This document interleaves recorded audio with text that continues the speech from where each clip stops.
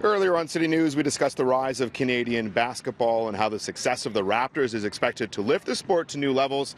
Now here at Stanley Park tonight, this is one of the beautiful things. This really is Toronto. Players from all different backgrounds coming together to play the game they love. Though there's still many people involved in the sport, many fans who believe there's still racial stereotypes associated with the game, and at times those who play it. And tonight we spoke with a couple people who say it's time we slay the bias. You can't say it's a black sport. You can't say it's a white sport. You can't say it's an Asian sport or South Asian. It's a sport for everybody. Drew E. Banks has worked with grassroots basketball in the GTA for the better part of 2 decades. He feels previous comments made by people like Don Cherry comparing how hockey players dress for games versus basketball players perpetuates the underlying stigma around a game that, it's worth noting, was created by a Canadian. Let's not judge people. You'll see my tweets. I talk about it. This is the greatest country in the world. This is the greatest city in the world.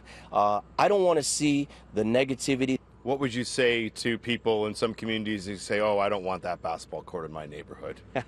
That's a big one. There was a story, I think it was in Ottawa, and they were taking down a court. And it happens here in Toronto. I've heard where courts after 4 p.m. is closed. My hashtag for On Point Basketball is the youth are our future. For me, why are we not taking care of the youth? Why are we not encouraging them? What's a Canadian? What does a Canadian look like? Canada's, there's people from all walks of life that have come here, and it's happened for a long time. The head coach of the basketball program at Vaughan Secondary School, Gus Gymnopoulos, believes by and large the bias towards the sport is shifting, with this version of the Raptors and the efforts of many leading the way. I think there's people in this city at one time or another, or maybe even today, who didn't want to see basketball exceed at this level on this stage? Yeah, absolutely. I do think that inherent biases that exist with something that's different or looks different from us, those are things that are realities. The gap, is being bridged, particularly by the efforts of the Raptors bringing people together in this city.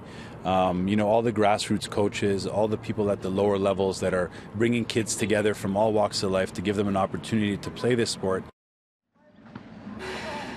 Both Gymnopoulos and Banks agree that in this time where there's lots of anti-immigration sentiment, both here at home and abroad, that this Raptors team that's made up of players from multiple different countries, from multiple different continents, that they could be a shining beacon, and they, just maybe, might bring us all together.